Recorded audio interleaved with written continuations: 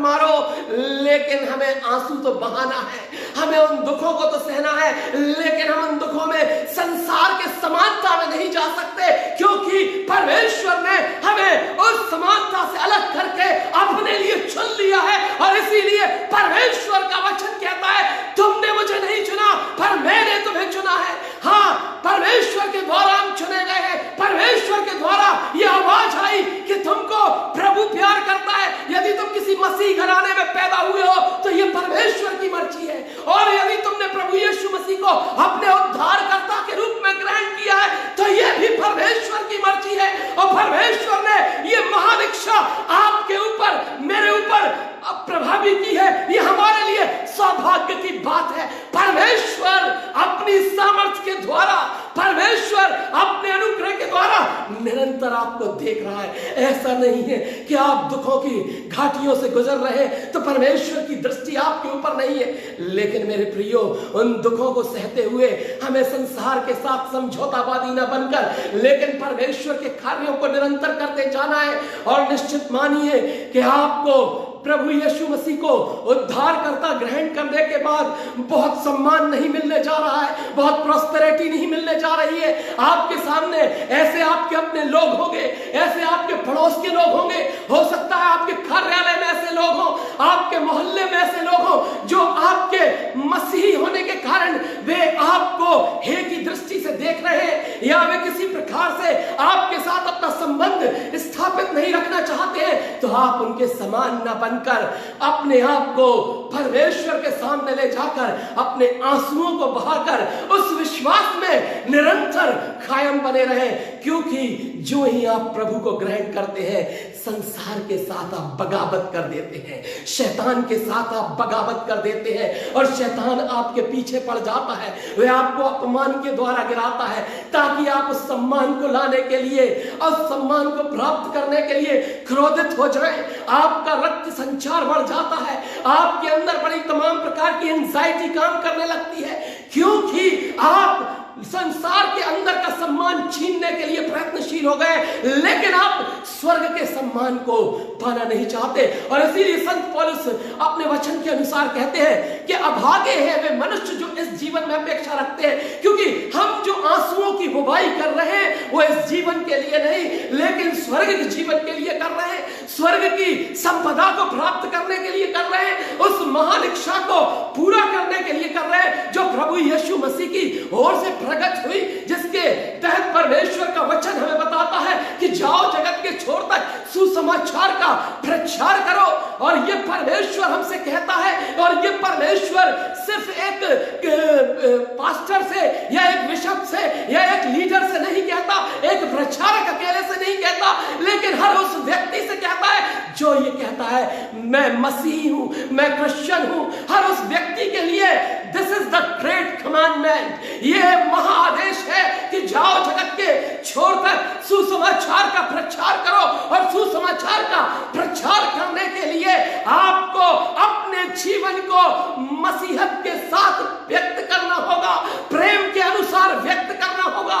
संसार की नफरत को सहने के बाद भी, संसार के क्षुब्ध करने वाले व्यंगों को सहने के बाद भी, संसार के द्वारा गिराए जाने के बाद भी, संसार के लोगों के द्वारा धोखा दिए जाने के बाद भी आपको अपने प्रेमपूर्ण व्यवहार को व्यक्त करते हुए सिर्फ और सिर्फ आंसुओं की बुवाई में अपने फसल को लहलाने की लिए आपको उस खाद को देना है जो विश्वास कहलाता है, आपको उस पानी को देना है जो आपकी आत्मिक भक्ति है। आपको निरंतर प्रयासरत बने रहना है अनुकूल ऋतु के आने तक, अनुकूल ऋतु के आने तक आपको इस बात के लिए प्रयत्नशील रहना है कि परमेश्वर ने मुझे यह बीज दिया है कि मैं एक अच्छी बुवाई करूं, क्योंकि परमेश्वर आपको हंसुआ भी देगा जिससे आप वो फसल काट सको और आनंदित हो सको। हालेलुया! प्रभु आपको ब्लेस करने जा रहा है, प्रभु आपको आंसुओं के बाद स्वर्ग का राज्य देने जा रहा है, प्रभु आपको उन आंसुओं के बाद आनंद देने जा रहा है। आप छदम आनंदों के पीछे भागकर, आप क्षणिक आनंदों के पीछे भागकर सदा के आनंद को छोड़ रहे हैं और सदा के आनंद से आप अलग जा रहे हैं। ऐसा ना करें, बल्कि अपने विश्वास में जो जुआ आपने अपने कांधे पर लादा है वह आसमान का नहीं है, वह परमेश्वर का जुआ है। और वह जुआ हल्का है, क्योंकि परमेश्वर आपको सामर्थ्य देता है उसे सहन करने की, उस दर्द को उठाने की। मेरे प्रियो, we are talking about pain, we are talking about worries। और अय्यूब की चर्चा हम ना करें, ऐसा नहीं हो सकता। मेरे साथ निकालिए परमेश्वर के वचन में से अय्यूब उसका 6वां अध्याय और उसके अय्यूब उसका 6 अध्याय उसके 10वें वचन को मैं पढ़ूंगा, बल्कि 9वें वचन से पढ़ूंगा कि परमेश्वर प्रसन्न होकर मुझे कुचल डालता और हाथ बढ़ाकर मुझे काट डालता। यही मेरी शांति के कारण होता, वरन भारी पीड़ा में भी इस कारण से उछल पड़ता, क्योंकि मैंने उसके पवित्र वचनों का कभी इनकार नहीं किया।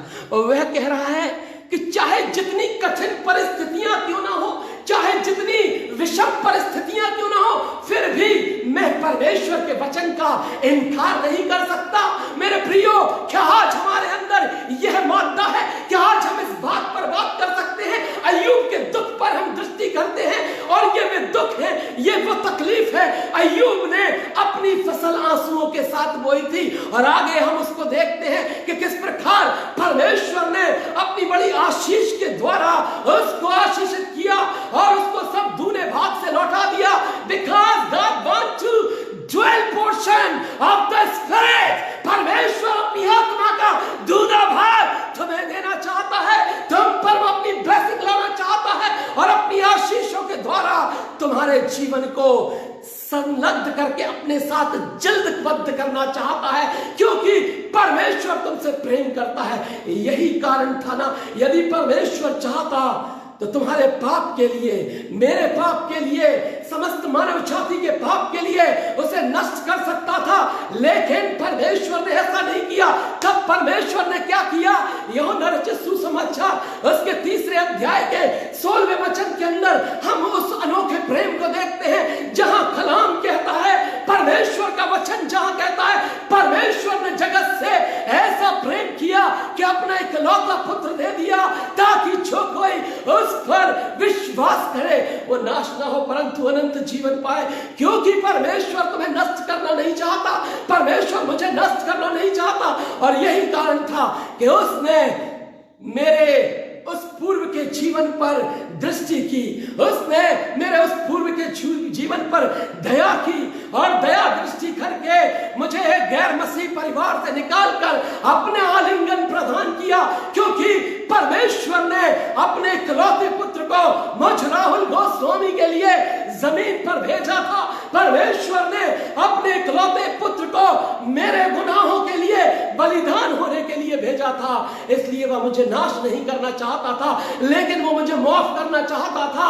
और माफी का रास्ता पश्चाताप के द्वारा हमें प्राप्त होता है। और जो ही हम पश्चाताप करते हैं, प्रभु यीशु मसीह को अपने उद्धारकर्ता के रूप में ग्रहण कर लेते हैं, परमेश्वर हमें क्षमा कर देता है। अय्यूब निरंतर दुखों को उठा रहा था, तकलीफों को उठा रहा था। उसके सामने एक के बाद एक परेशानी आ रही थी, एक बीमारियां उसके अंदर आ रही थी। तमाम उसके जो भेड़ बकरियां, गाय और तमाम घोड़े ऊंट थे, वे सब खत्म हो रहे थे। सब कुछ उसकी संपदा खत्म होती जा रही थी, उसका सब कुछ समाप्त हो रहा था। और इन सब चीजों के बाद परमेश्वर निरंतर और निरंतर और निरंतर उसके ऊपर दृष्टि किया था। और इसीलिए अय्यूब अपने विश्वास में रहते हुए उन सारी चीजों को खोने के बाद भी धन्यवादित था। क्या मैं और आप आज परमेश्वर के साथ धन्यवादित रहते हुए इस बात के लिए कमिटेड है, इस बात के लिए वचनबद्ध है कि हाँ, मेरा सब कुछ जाने के बाद भी, मैं तमाम परेशानियों को झेलने सहने के बाद भी अपने परमेश्वर की महिमा के लिए दुख उठाने को तो तैयार हूं, लेकिन अपने विश्वास से समझौता करने को तैयार नहीं हूं, अपने विश्वास को छोड़ने को तैयार नहीं हूं। मसीह के क्रूस को मैंने कांधे पर रखा है, उस दर्द को सहते हुए निरंतर मैं इस आशा में आनंदित हूं कि मेरा प्रभु मुझे इन तकलीफों से निकाल देगा। He will remove by all pains and worries। वो मुझे इन तकलीफों से, इन दर्दों से एक दिन बाहर निकाल देगा और मैं आनंदित होकर कहने पाऊंगा, यस आई एम जॉयफुल। मेरा परमेश्वर मुझे देख रहा था। मैं आज परमेश्वर के उस आनंद को मनाता हूं क्योंकि मेरी प्रार्थना परमेश्वर ने सुन ली है। मेरे प्रियो, हम बाइबल के अंदर दृष्टि करते हैं। एक जगह इजरायली जब मिस्र की कैद में थे तो वचन का इतिहास बताता है 400 साल तक वे आहें भर भर कर प्रार्थना करते रहे। 400 साल, कितनी जनरेशन गुजर गई होंगी, लेकिन वे अपने विश्वास को नहीं छोड़ते। वे परमेश्वर यहोवा को निरंतर पुकार रहे थे, वे उसकी तरफ देख रहे थे और उनका मत ये था, एक ना एक दिन परमेश्वर हमारी प्रार्थना को सुन लेगा। और मेरे प्रियो, परमेश्वर ने उनकी प्रार्थना को सुना और एक रोज मूसा को उस झाड़ी के अंदर अग्निमय रूप में परमेश्वर ने दर्शन देकर उसे शक्तिमान बनाया, उसे सामर्थी बनाया, अपनी आशीषों से भरपूर किया और उसे अगुवाई करने का जिम्मा सौंपा और ये कहा कि तू इस्राएलियों को लेके निकल। और तब हम देखते हैं कि किस प्रकार समुद्र दो भाग हुआ, किस प्रकार वो अग्नि का खंभा बनकर उनके लिए रात में रोशनी देने चला आया, किस प्रकार बादल का खंभा बनकर दिन की धूप से बचाकर उन इस्राएलियों को निकालता रहा, क्योंकि वे 400 साल तक अपने विश्वास में कायम थे और आंसुओं की खेती कर रहे थे, आंसुओं के साथ बुआई कर रहे थे। और उन्हें ये तकलीफ नहीं थी कि हम इस गुलामी से में हैं, लेकिन वे प्रभु को पुकार रहे थे कि आज और मैं और आप एक प्रार्थना पर हैं और हम प्रार्थना कर रहे हैं। 6 महीने से प्रार्थना कर रहे हैं, 1 साल से प्रार्थना कर रहे हैं, 2 साल से प्रार्थना कर रहे हैं, निरंतर हम प्रार्थना कर रहे हैं। और प्रार्थना कर हम का विषय हमारा जो है उस पर परमेश्वर आमीन नहीं कह रहा है, परमेश्वर के पास वो प्रार्थना नहीं पहुंच रही है। हम लगातार प्रार्थना कर रहे हैं, आंसुओं को बहाकर प्रार्थना कर रहे हैं। करते रहिए प्रार्थना, क्योंकि परमेश्वर आपके विश्वास को देखना चाहता है, वह आपके विश्वास की पराकाष्ठा को देखना चाहता है। हम देखें अय्यूब की पुस्तक के अंदर हम इस बात को देखते हैं। परमेश्वर का वचन कहता है, अय्यूब उसका 2 अध्याय और उसके 3 पद में यदि हम देखें तो वहां पर यहोवा ने शैतान से पूछा, क्या तूने मेरे दास अय्यूब पर ध्यान दिया है? शैतान से परमेश्वर खुद कह रहा है, मतलब उसको इस बात के लिए उकसा रहा है कि अय्यूब को देखा है, तो वो भेज रहा है, उसको अलाउड कर रहा है कि अच्छा चेक कर ले, क्योंकि जो मेरा बेटा है, मेरी बेटी है, ये मेरे विश्वास में है और इसके पास विश्वास की वो चरम सीमा है कि यह उसमें किसी भी प्रकार से समझौता करने के लिए तैयार नहीं है, क्योंकि उसके पास परमेश्वर की विश्वास रूपी सामर्थ है, इसलिए वह उस बुराई को करने में सक्षम है। मेरे प्रियो, हम एक और उदाहरण देखते हैं दुखों के साथ। दुखों की इस बात में हम यदि देखें उत्पत्ति उसका 22वां अध्याय, उसके अंदर हम पहले वचन में देखेंगे। उत्पत्ति उसका 22 अध्याय, जहां पे परमेश्वर का कलाम हमें एक और घटना बताता है और यहां भी काफी आंसू है, यहां भी रुदन है और वेदना है, मार्मिकता है, मासूमियत है, लेकिन उसके बाद भी यहां ये जो परमेश्वर का भक्त है, यह भक्त किसी भी प्रकार से अपने विश्वास से समझौता करना नहीं चाहता। यह परमेश्वर का आज्ञाकारी है और इस परीक्षा में भी वह आज्ञाकारी रहकर परमेश्वर की उस आवाज को सुनते हुए यह जानता है कि मैं परमेश्वर के लिए यह भी कर सकता हूं, क्योंकि वो मेरा master, he is my master and whatever he will say I will do that because my God is my God। मेरा ईश्वर है और वह सर्वोपरि है, सर्वोत्तम है, सर्वोच्च है। मैं इस बात का स्वीकृति देता हूं। और यहां पर हम पढ़ पाते हैं अब्राहम के विषय में यूं लिखा है, उत्पत्ति उसके 22 अध्याय है, उसके पहले वचन के अंदर हम देखते हैं उत्पत्ति उसका 22 अध्याय उसका 2 वचन, उसने कहा अपने पुत्र अर्थात अपने इकलौते पुत्र इसहाक को जिसे तू प्रेम रखता है। आपके पास इकलौता बेटा या बेटी है, निश्चित रूप से आप उससे बेहद प्यार करते हैं। निश्चित रूप से आप सुबह से उसे आलिंगन करते हैं। एक तो क्या यदि आपके पास 4 बच्चे भी हैं, 2 बच्चे भी हैं, 3 बच्चे भी हैं, तो भी आप उनसे प्यार करते हैं, बेइंतहा प्यार करते हैं। और आपके प्यार की पराकाष्ठा इतनी है कि यदि आपके बच्चे की आंख में आंसू है, आपके बच्चे के पास यदि कोई चीज नहीं है, आप अपने खर्चों को रोक देंगे, बाजार से आप कर्ज उठा लेंगे, लोन बैंक से ले लेंगे, लेकिन अपने बच्चे की आंख में आप आंसू नहीं देख सकते, because you love to him और हर। आप उससे प्रेम करते हैं, उस बेटे या बेटी से। और यही बात यहां पर लिखी हुई है, जिससे तू प्रेम रखता है। God knows Abraham loves to Isaac. ये परमेश्वर जानता है, और ये बात निश्चित है, क्योंकि बुढ़ापे की उम्र में परमेश्वर के अनुग्रह के द्वारा यह आशीर्वाद से मिला कि जब सारा ऋतुमती से मुक्त हो चुकी थी और वह बूढ़ा हो चुका था, उसके बाद परमेश्वर ने उसके जीवन में पुत्र दिया जिसका नाम इसहाक था। और वचन कहता है, परमेश्वर कह रहा है, वह बालक जिससे तू प्रेम रखता है उसे बलिदान होने के लिए चढ़ा।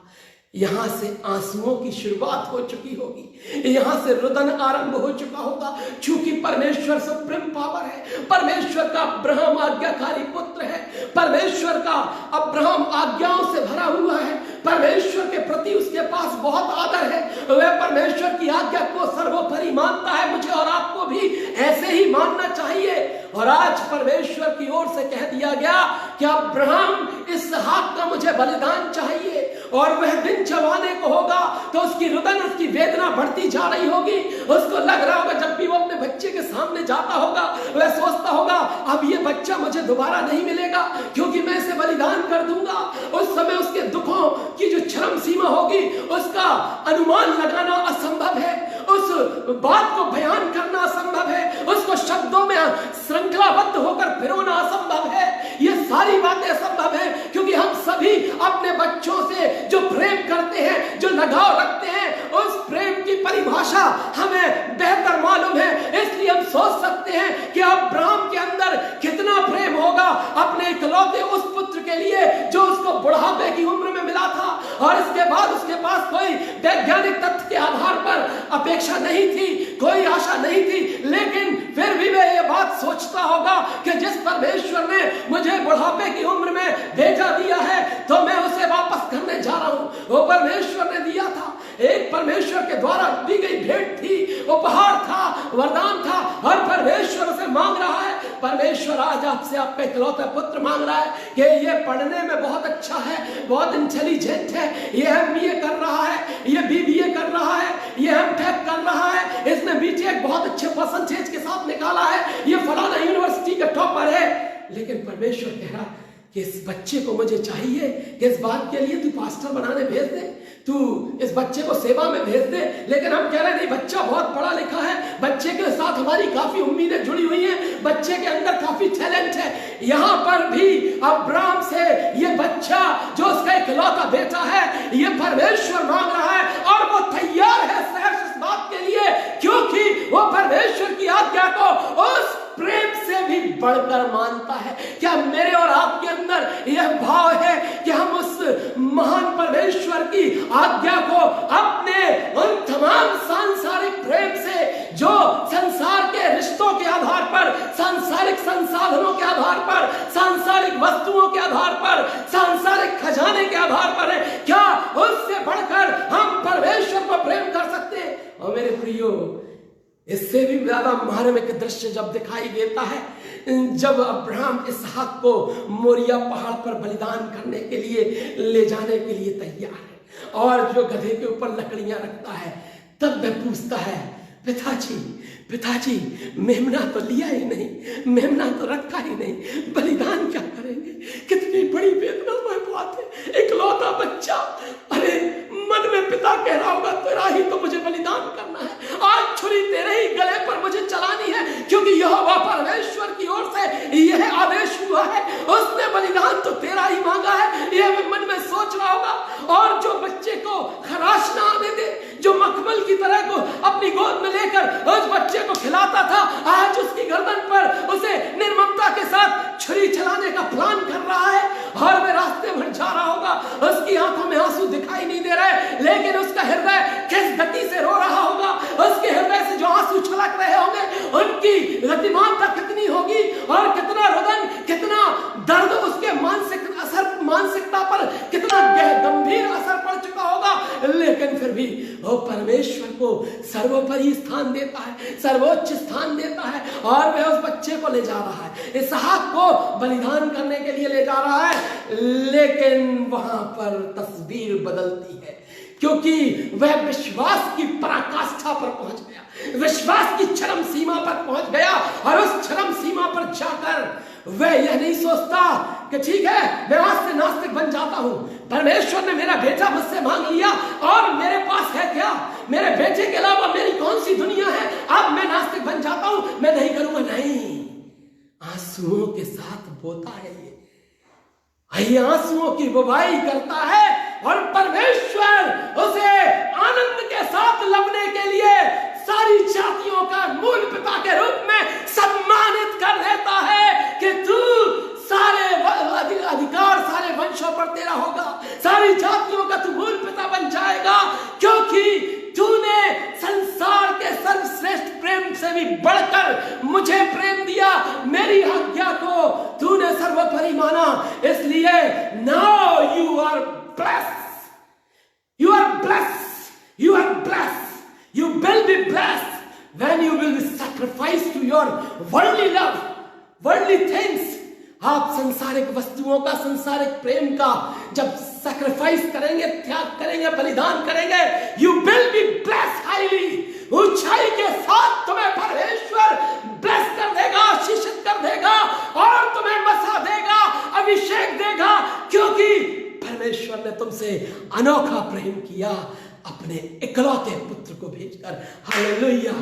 प्रभु का वचन इस बात की सामर्थ, इस बात के लिए हमसे कहता है, हमें ये जाहिर करता है, परमेश्वर अपनी सामर्थ के द्वारा हमारे दुखों को देखता है, हमारे दुखों पर पीड़ा।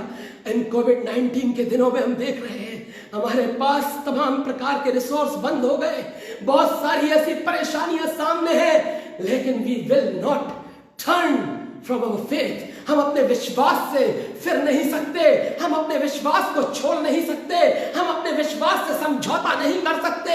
इन दिनों में हम जिन परिस्थितियों के साथ गुजर रहे हैं, आप भी ऐसी ही परिस्थितियों से गुजर रहे होंगे, लेकिन आप स्मरण रखिएगा, इस सैक्रिफाइस के बाद परमेश्वर आपको आशीषित करने जा रहा है। इस सैक्रिफाइस के बाद परमेश्वर आपको श्रेष्ठता पर खड़ा करने जा रहा है। परमेश्वर ने आपको सिर बनाया है, पूंछ नहीं बनाया। और परमेश्वर अपने वचन से बदलता नहीं, परमेश्वर अपने वचन से मुकरता नहीं है, क्योंकि उसका वचन मुकम्मल है, उसका वचन ठहरा हुआ है, उसका वचन सामर्थी है और उसके वचन के द्वारा हम मुक्त हुए हैं, परमेश्वर के अनुग्रह के द्वारा, परमेश्वर की सामर्थ्य के द्वारा। एक विषय पर और आपको दृष्टि कराना चाहूंगा। हम जब सुसमाचार सुनाते हैं, सुसमाचार के उस ज्ञान को फैलाते हैं, सुसमाचार की भक्ति जब हम फैलाते हैं, उसमें हमें अपमान का सामना करना पड़ता है, हमें विरोधों का सामना करना पड़ता है, हमें तमाम प्रकार की समस्याओं से गुजरना पड़ता है। लेकिन हमें परमेश्वर ने इस बात के लिए कहा है और हमारी प्रतिबद्धता है परमेश्वर के साथ कि हम सुसमाचार का प्रचार करें, हम सुसमाचार की सामर्थ्य को लोगों तक पहुंचाएं। और सुसमाचार की सामर्थ्य यदि प्रॉस्पेरिटी में रहकर पहुंचाई जाएगी, सुसमाचार की सामर्थ्य विदाउट पैशन पहुंचाई जाएगी, तो शायद वो सुसमाचार की सामर्थ्य नहीं होगी और उसे उतना प्रभावी आप नहीं बना पाएंगे। लेकिन आप दुखों में, तकलीफों में, पीड़ा में, परेशानी में रहकर कहते हैं, yes I thanks to Jesus Christ, मैं धन्यवाद देता हूं मसीह यीशु का कि उसकी सामर्थ्य मुझ में है, वह मुझे आनंद प्रदान करता है, दुख और पीड़ाओं के अंदर भी मुझे इस बात के लिए प्रेरित करता है कि मैं लगातार परमेश्वर की महिमा का वंदन करता रहूं। एक किरदार से आपको मैं बाइबल के अंदर मिलाना चाहूंगा। यह किरदार वर्चस्वशाली है, यह किरदार श्रेष्ठ है, यह वह व्यक्तित्व है जिसके पास कुछ कमी नहीं थी, जिसके पास किसी प्रकार की कोई संपदा की कमी नहीं थी, जिसके पास पद की कमी नहीं थी, जिसके पास प्रतिष्ठा की कमी नहीं थी, जिसके पास रौब की कमी नहीं थी, जिसके पास वर्चस्व की कमी नहीं थी, जिसके पास सौंदर्य की कमी नहीं थी, स्वयं का बलिष्ठ सौंदर्य शरीर सब कुछ उसके पास था, रोमी साम्राज्य की नागरिकता उसके पास थी, वह एक बड़ी पृष्ठभूमि से आया व्यक्ति था, लेकिन यीशु मसीह से मिल चुका था, इसलिए वो पौलुस बन गया था। और इस परिवर्तन के बाद जब उसे प्रभु ने चुना, प्रभु ने उसको आवाज दी, उस आवाज को उसने स्वीकार्यता दी और अपने जीवन को प्रभु यीशु मसीह के हाथों में सौंप दिया, और उसके बाद दीवानगी के साथ उसने उस क्रूस को उठा लिया और उस सुसमाचार की सच्चाई को उसने सारी जगह फैलाना शुरू कर दिया। और उस सुसमाचार की सच्चाई को फैलाते फैलाते एक दिन ऐसी घटना घटती है कि जब पौलुस और सिलास यहां पर आते हैं और प्रचार कर रहे हैं, अच्छा काम कर रहे हैं, वह सच्चाई के वचन को प्रचार कर रहे हैं, मसीह को प्रचार कर रहे हैं, लेकिन इसके एवज उन्हें क्या मिलता है? क्या वहां के लोगों ने फूल मालाएं डालना शुरू कर दी, या वहां के लोगों ने उनका बड़ा टीका तिलक करके उनको बड़ा आशीर्वाद देकर उनसे कहा, अरे वाह क्या इतनी अच्छी बात लेकर तुम आए हो, इतना अच्छा वचन लेकर तुम आए हो, इतना ज्ञान तुम लेकर आए हो, और इतने अच्छे हैंडसम लोग हैं, इतने परमेश्वर की सामर्थ से भरे हुए लोग हैं, इनके अंदर ईश्वरीय नूर इनके चेहरे पर दिखाई दे रहा है। ये सब बातें वहां पर नहीं हुई, लेकिन क्या हुआ देखें हम 16 अध्याय, प्रेरितों का काम 16 अध्याय उसके 22वें वचन से मैं पढ़ूंगा। Acts chapter 23 verse 22 Acts chapter 16 verse 22 to 23। यहां पर ऐसा लिखा है, तब भीड़ के लोग उनके विरोध में इकट्ठे होकर चढ़ाए। They were preaching over there, वे वहां प्रचार कर रहे थे और ये अच्छा काम कर रहे थे हमारे और आपके दृष्टिकोण के अनुसार, लेकिन चूंकि उपद्रवी भीड़ थी, ये मसीह के विरोध की भीड़ थी, और मसीह का विरोध संसार में है, मसीह के विरोधी संसार के अंदर घूम रहे हैं, मसीह को सुनना नहीं चाहते, मसीह की बात को सुनना नहीं चाहते, आपके प्रचार को वो धर्मांतरण और तमाम प्रकार के नाम देते हैं। मुझसे लोग कहते हैं कि आपको इटली से पैसा आता है, आपको रोम से पैसा आता है, बड़ी हंसी भी आती है इन बातों पर, लेकिन वो आंसुओं की इस वबाई को नहीं समझ सकते, क्योंकि वे शैतान की आत्मा से भरे हुए हैं, लेकिन हमें उनके अंदर से शैतान की आत्मा को निकालने का प्रयत्न करना है, और यही प्रयत्न यहाँ पर पौलुस और सिलास कर रहे थे। और क्या होता है, यहाँ पढ़ते हैं, तब भीड़ के लोग उनके विरोध में इकट्ठे चढ़ आए और हाकिमों ने उनके कपड़े फाड़ कर उतार डाले। किसी व्यक्ति को बीच बाजार में, वो भी ऐसे व्यक्ति को जिसकी पृष्ठभूमि रोमी साम्राज्य की है, और उसी साम्राज्य के अंदर वही लोग, क्योंकि तब से पहले वो यीशु को नहीं जानता था, और जब यीशु मसीह को जान गया और यीशु मसीह का जयकारा करने लगा, यीशु मसीह की सच्चाई लोगों तक पहुंचाने लगा, तब यहाँ पर एक घटना घटित होती है और यहाँ पर लोग उतर आए और उन्होंने कपड़े फाड़ दिए। कितनी अपमानजनक बात नहीं होगी? आज आपकी कॉलर पे कोई हाथ डाल ले तो आप उसे ईगो पॉइंट बना देंगे और जाने क्या क्या ना कर गुजरेंगे, लेकिन यह मसीह गवाही के विरुद्ध है। हमें अपना इनकार करना पड़ेगा, हमें स्वयं का इनकार करके मसीह को सम्मानित करना है, अपना इनकार अपने ऑफिस के अंदर करना है, अपने टीचर्स के बीच में करना है, अपने लोगों के बीच में करना है जो आपको अपमानित कर रहे हैं, क्योंकि वो आपको अपमानित नहीं कर रहे हैं मेरे प्रियो, वो मसीह को अपमानित कर रहे हैं। और मसीह को जिम्मेदारी दीजिए कि वो उनसे बातें करे, वो उनके जीवन को बदले, वो उनके जीवन पर वो उन्हें सद्बुद्धि दे। आप न्यायी मत बनिए, क्योंकि शैतान ने आपके विरुद्ध पाती बांधकर ये योजना तैयार की है कि आपके ऊपर अपमान के पत्थर फेंके जाएं, आपके ऊपर व्यंग के पत्थर फेंके जाएं, आपके ऊपर नीचा दिखाने के पत्थर फेंके जाएं, आपको बहिष्कार करने के पत्थर फेंके जाएं। This is the planning of Satan against you. This is the conspiracy against you by the Satan. ये शैतान के द्वारा बनाई गई वो कुत्सित योजना है जिसमें वे आपको आपके विश्वास से गिराने के लिए प्रयत्नशील है। लिखा है उनके कपड़े फाड़ डाले और उन्हें बेत मार के बंदी गृह में डाल दिया और दरोगा की आज्ञा दी कि उन्हें चौकसी में रखे। इसके बाद यहां पर विशेष एक टिप्पणी दे दी गई, बेत मारे गए, कपड़े फाड़े गए, बंदी गृह में डाला गया और क्रिमिनल्स की तरह उनको रखा गया और दरोगा को आज्ञा दी गई। यहां बड़े अलग से ये बात लिखी है कि उनकी चौकसी की जाए, उन पर पहरा बिछाया जाए। लेकिन खुदा उनकी आंसुओं की बुआई को देख रहा था। खुदा की दृष्टि उनके ऊपर थी, परमेश्वर उन्हें देख रहा था।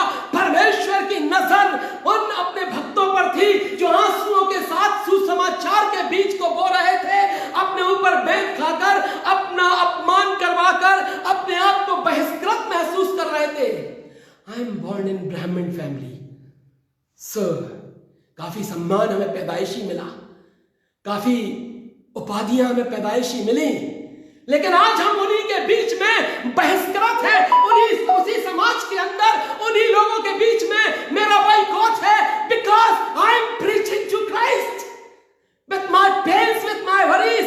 हर परिस्थिति में मैं धन्यवाद देकर मसीह यीशु का प्रचार करता हूं, इसलिए मैं बहिष्कृत हूं अपने लोगों के बीच में। मैं सनातन ब्राह्मण वंश का ज्येष्ठ पुत्र Rahul Goswami, today I am boycott. मैं अपने लोगों के द्वारा नकार दिया गया, हटा दिया गया, क्योंकि मैं यीशु प्रभु से प्यार करता हूं।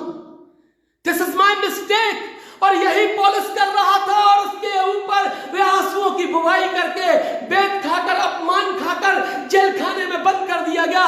लेकिन वचन कहता है, और इस आंसुओं की बुवाई के बाद भला बाइबल बताती है वे स्तुति के गीत गा रहे थे, कीर्तन कर रहे थे, आनंदित हो रहे थे, खुश हो रहे थे, और ये सोच रहे होंगे कि हमने कुछ काम कर दिया है, हमने इस शहर के अंदर अपने प्रभु का वचन सुना दिया है, हमने इस बुंदेलखंड में प्रभु का वचन सुनाया है, गांव के उन क्षेत्रों में जाकर खड़े होकर आउटरीच मिनिस्ट्री के द्वारा हमने उन लोगों तक वचन पहुंचाया है, और हम खुश हैं। इसके बाद हमें जो अपमान सहना पड़ रहा है, जो तकलीफ उठानी पड़ रही है, we are ready for that. That is not wonderful. That is not wonderful. वो आश्चर्यजनक नहीं है, अचंभा करने वाली बात नहीं है, अचंभित करने वाली बात नहीं है, लेकिन आनंद की बात है मेरे प्रियो। When you're working for Christ Jesus, when you're seeding for Christ Jesus, when you're gospel preaching, your family will be spiritual. Then you will sing a joy of song. आप गीत गाओगे आनंद का, जहां परमेश्वर का वचन कहता है कि तुम आंसुओं के साथ तो बो रहे हो, लेकिन आनंद के साथ लबने पाओगे, क्योंकि आपके ऊपर परमेश्वर की दृष्टि निरंतर बनी हुई है। और परमेश्वर का वचन यशाया 49 अध्याय के अंदर इस बात को प्रमाणित करता है। वह कहता है कि देख, मैंने तेरा चित्र अपनी हथेलियों पर बनाया, और तेरी शहरपना सदैव मेरी दृष्टि के सामने रहती है। अचंभित होने वाली बात नहीं है कि आप पर सताव आ रहे हैं, या आपसे लोग बात नहीं कर रहे हैं, या लोग आपको अपने घर के फंक्शन में इनवाइट नहीं कर रहे हैं। This is not a wonderful. यह होना है, यह कंपलसरी है, यह बाइबल की सच्चाई है, और इस सच्चाई को स्वीकार करना है। हमें मसीह विश्वास में रहते हुए सताव का सामना करना है, और उन सतावों के अंदर रहकर भी हमें यह सिद्ध करना है, we have a love of Christ, we have a faith of Christ. हमारे पास मसीह का विश्वास है, हमारे पास मसीह का प्रेम है, और हम इस प्रेम से वंचित नहीं। क्योंकि संत पौलुस 1 कुरिन्थियों 13 अध्याय के पहले वचन में कहते हैं, मैं मनुष्यों की और स्वर्गदूतों की बोलियां बोलूं और प्रेम ना रखूं तो मैं ठनठनाता हुआ पीतल और झनझनाती हुई झांझ हूं, इससे ज्यादा कुछ नहीं। इसलिए मुझे प्रेम का प्रस्तुतिकरण यीशु को प्रस्तुत करने के लिए करना आवश्यक है। This is compulsory. ये मेरे लिए जरूरी है, क्योंकि मैं अपने परिवार को ब्लेस होते देखना चाहता हूं। When you will sacrifice to your worries, when you will sacrifice to your joy of world, definitely your family will be blessed highly, your people will be blessed highly, क्योंकि आपने परमेश्वर के लिए संसार को त्याग कर, संसार के आनंद को त्याग कर, संसार की तमाम उन बातों को त्याग कर परमेश्वर की सामर्थ को प्रकट किया। तब कलाम आपसे कहेगा, मेरी सामर्थ तेरी निर्बलता में सिद्ध होती है, मेरा अनुग्रह तेरे लिए काफी है। My grace is sufficient for you. मेरा अनुग्रह तेरे लिए काफी है। मेरे प्रियो, हम देखते हैं कि जब हमने इतने लोगों को देखा जिन्होंने बाउनी की रोते हुए आंसुओं के साथ, और उन्होंने अपने सैक्रिफाइस के द्वारा परमेश्वर के नाम को महिमान्वित किया। क्यों? क्योंकि बाइबल हमें यह सिखाती है, मत्ती रचित सुसमाचार उसके 26 अध्याय के अंदर मत्ती 26:39 में हम देखेंगे, जहां परमेश्वर का वचन इस प्रकार कहता है। मत्ती रचित सुसमाचार उसका 26 अध्याय और उसका 39वां वचन। फिर वह थोड़ा और आगे बढ़कर मुंह के बल गिरा। Who Christ Jesus our base, हमारा आधार, हमारा आराध्य, हमारा विश्वास, वह भी दुखों के साथ, वेदना के साथ आगे बढ़कर गिरा। वो आगे बढ़ा, गिरा, प्रार्थना में परमेश्वर के सामने चला गया। उसके आंसू ढलक पड़े, उसके चेहरे से आंसू आ गए और वह कहता है एक कटोरा मेरे आगे से टल जाए, क्योंकि ये दुखों का कटोरा था, यह पाप का कटोरा था जो परमेश्वर की आज्ञा अनुसार यीशु को पीना था क्रूसित मृत्यु के द्वारा। और उसने भी उन आंसुओं की उभाई की, क्योंकि परमेश्वर ऐसा चाहता था। जो आंसुओं के साथ बोते हैं वह जय जयकार के साथ लबने पाएंगे। और उसने अपना समर्पण किया और बिना कुछ कहे क्रूस पर चला गया। और क्रूस पर जाने के बाद क्या कहता है कि हे पिता, इन्हें क्षमा करना, क्योंकि ये नहीं जानते कि ये क्या कर रहे हैं। क्या आज आप और मैं ये बात कहने के लिए तैयार हैं, या हम क्रिसमस मनाने की तैयारी में अपने आप को पाश्चात्य सभ्यता से भरा हुआ, अपने आप को धन से भरा हुआ, अपने आप को वेरी हाईली क्वालिफाइड, बहुत अच्छी इंग्लिश बोलने वाले, बहुत अच्छी ज्ञान रखने वाले, बड़ी डिग्रियों का वजन अपने सिर पर उठाए घूम रहे हैं। उन बातों को प्रस्तुत करते करते हुए क्या हम अपने घमंड को प्रस्तुत करके एक एक्स्ट्राऑर्डिनरी बनकर यह दिखा रहे हैं कि दिस इज माय क्रिश्चियनिटी, या हम क्षमा करने के द्वारा, प्यार करने के द्वारा, या लोगों के बीच में जाकर उनके साथ संवेदना व्यक्त करने के द्वारा, उन्हें ढांढस बंधाने के द्वारा अपने प्रेम को प्रस्तुत कर यीशु मसीह को प्रस्तुत कर रहे हैं। कौन से विश्वास में आप चल रहे हैं? क्योंकि आप मान लीजिए संसार के द्वारा मिलने हुए अपमान, संसार के द्वारा मिले हुए व्यंग, संसार के द्वारा मिला हुआ वह लोगों का लुक डाउन करना, वह नीचा दिखाना, ये सब आंसुओं की रुबाई है। और ये हमें करना आवश्यक है, क्योंकि बाइबल ने हमें इस बात के लिए कहा है कि जो आंसुओं के साथ बोते हैं वह जय जयकार के साथ लबने पाएंगे। क्योंकि हमें स्वर्ग की ओर जाना है, हमें आनंद का गीत गाते हुए उस शिखर पर जाकर उस विजय पताका को फहराना है जो यीशु मसीह ने हमें हमारे हाथों में क्रूस के रूप में दी है। और उस विजय पताका को उस स्तंभ पर ले जाकर प्रदर्शित कर हमें अपने आप को एक ऐसे व्यक्तित्व के रूप में प्रस्तुत करना है जो पहाड़ पर बसे हुए नगर के समान हो, छिप नहीं सकता। यीशु को आत्मिकता प्रेम के रूप में दिखाइए, भले ही आंसू बहाते हुए दिखाना पड़े। प्रभु आपको आशीष दे। आइए हम प्रार्थना की ओर चलें और दुआ करें उन लोगों के लिए जो अपमान को सहते हुए यीशु की महिमा कर रहे हैं। दुआ करें उन लोगों के लिए जो बीमारियों में रहकर भी किसी सांसारिक समझौते में नहीं जा रहे हैं। दुआ करें उन लोगों के लिए जो हमारे अपने लोग हैं, जो हमारे अपने अजीज हैं। और हम दुआओं के साथ प्रभु से मांगे कि प्रभु हमें तौफीक बख्श कि हम संसारिकता का बलिदान करके आपके उस क्रूस की पताका को स्वर्ग के स्थान में ले जाकर खड़ा करके कह सकें, मैंने आपसे प्यार किया और आपकी आज्ञाओं का अनुसरण किया। प्रभु, मैं आपके घर में रहने के योग्य हूं। आइए हम प्रार्थना करें। Thank you Jesus, thank you master, hallelujah, praise the Lord. शून्य से लेके तूने मुझे रच लिया अपने ही रूप में, प्रेम किया है अनंत प्रेम से, पुत्र दिया मेरी मुक्ति के लिए। अनोखा प्यार है तेरा, करूंगा स्तुति तेरी मैं सर्वदा। अनोखा प्यार है तेरा, करूंगा स्तुति तेरी मैं सर्वदा। हमारे जीवित परमेश्वर, अनुग्रहकारी पिता प्रभु, हम धन्यवाद देते हैं आज के इस दिन के लिए। धन्यवाद देते हैं कि पवित्र आत्मा ने हम सबको ज़ुम्बिस दिया है। और जो लोग प्यारे परमेश्वर अपने घरों में संदेश को सुन रहे थे, या जो लोग आगे शेयर करने के बाद सुनते हैं, जो लोग वॉच पार्टी मनाते हैं और ये संदेश और लोगों तक पहुंचता है, प्यारे परमेश्वर उन्हें भी आशीष दे।